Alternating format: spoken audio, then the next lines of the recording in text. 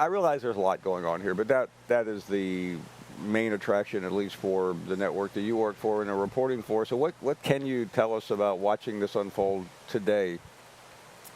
I think he said we're moving on maybe a dozen times, at least 10 times I counted. I mean, look, he was pressed with some legitimate questions. What specifically are your allegations against Nick Saban?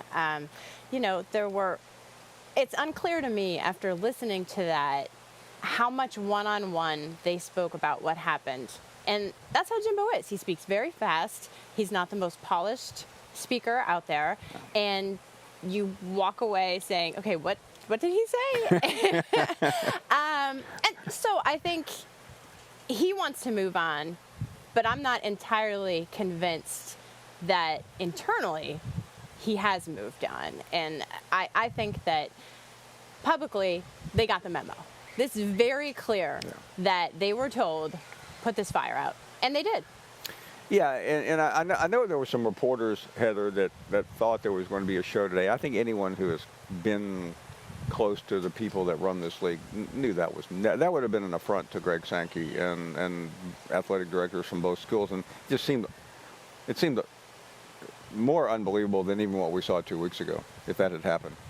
Oh, there's no question about it. I would have been surprised, and they couldn't run from it, though. This was the topic. Everyone knew coming into these spring meetings that they were going to be asked about it. I asked multiple coaches about it. I asked Greg Byrne, Alabama's athletic director, what he thought when Jimbo said, go ahead, reporters go dig into the program, and Byrne said that they've been happy with their compliance in the past, and they're happy going on with it in the future. So it wasn't something that they hid from, but it was also something that in a matter of 2 days,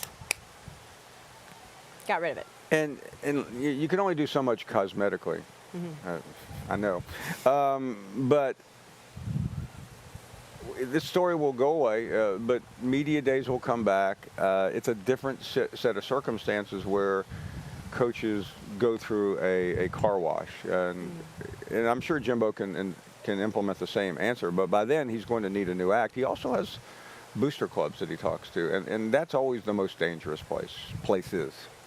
But here's the thing. I don't think it's going to go away entirely, Paul, because not just within the SEC, all of these coaches have emotions and strong opinions, and what's happening right now with name, image, and likeness, if we think that this is going to be the end of these controversial conversations, I find that very hard to believe. I mean, look at Pitt and Pat Narduzzi and USC and Jordan Addison. I mean, our reporter, Pete Thamel, talked about sources talking about allegations of tampering. I mean, this is what we're dealing with now, and it's exacerbated things that have always been issues because of name, image, and likeness. So while it might not be Jimbo and Nick, and it might be not be as public as it was here this week in this league, it's still going to happen.